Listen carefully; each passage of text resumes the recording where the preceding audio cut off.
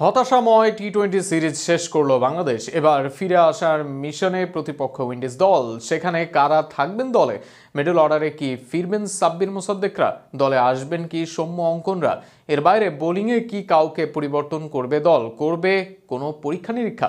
সব মিলিয়ে আইরিশদের বিপক্ষে পরবর্তী সিরিজে বাংলাদেশের সম্ভাব্য টি-20 স্কোয়াড নিয়ে বিস্তারিত থাকছে প্রতিবেদনা। 10 মাস আগে এই বাংলাদেশ দলই ওয়েস্ট ইন্ডিজকে হারিয়ে এসেছিল তাদের মাঠেই, তাদের বিপক্ষে। কাগজে কলমে সেই উইন্ডিজ দলই ছিল বেশি শক্তিশালী, অথচ 10 মাসের ব্যবধানে মুদ্রার ওপিঠ দেখল টাইগাররা, যে কারণে এবার পরিবর্তনের ডাক বাংলাদেশের ভক্তরা।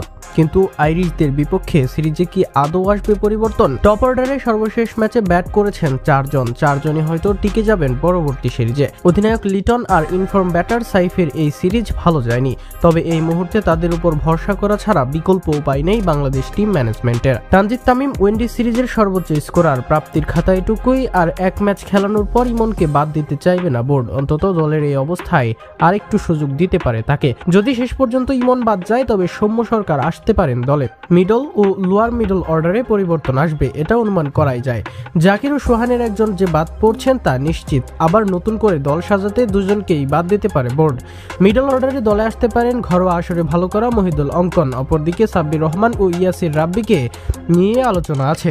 একই আলোচনার অংশ আকবর আলীও, তবে এদের কারো আসার বাস্তবিক সম্ভাবনা কম।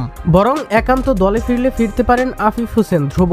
এর সাথে হংকং 6 এর পর তোফাইল বা সাইফুদ্দিন কাউকে দলের অংশ করতে পারে বিসিবি। অপরদিকে হৃদয় হয়তো টিকে যাবেন আবার, তবে বিপিএল এর আগে এই সিরিজটাই হবে তার অ্যাসিড টেস্ট। পেস আক্রমণে তাসকিনকে ক্লান্ত লাগছে, এর উপর আইরিশদের বিপক্ষে টেস্ট সিরিজেও থাকছেন এ+ ক্যাটাগরির এই বোলার, যে কারণে টি-20 সিরিজে না থাকার সম্ভাবনাই বেশি তাসকিনের বদলে আইরিশদের বিপক্ষে সুযোগের দৌড়ে এগিয়ে আছে হাসান মাহমুদ। খালেদ আহমেদকেও বিবেচনা করতে পারে দল, তবে ডেথ ওভারে বোলিং এবং তাসকিনের সম ক্যাটাগরিতে হাসানকে নেওয়া হতে পারে দলে। সব মিলিয়ে আয়ারল্যান্ডের বিপক্ষে এটাই হতে পারে বাংলাদেশের সম্ভাব্য টি-20 স্কোয়াড। এবার দেখা যাক বিসিবি আদতে কাদের রাখেন আর কাদের বাদ দিয়ে ঘোষণা করেন দল।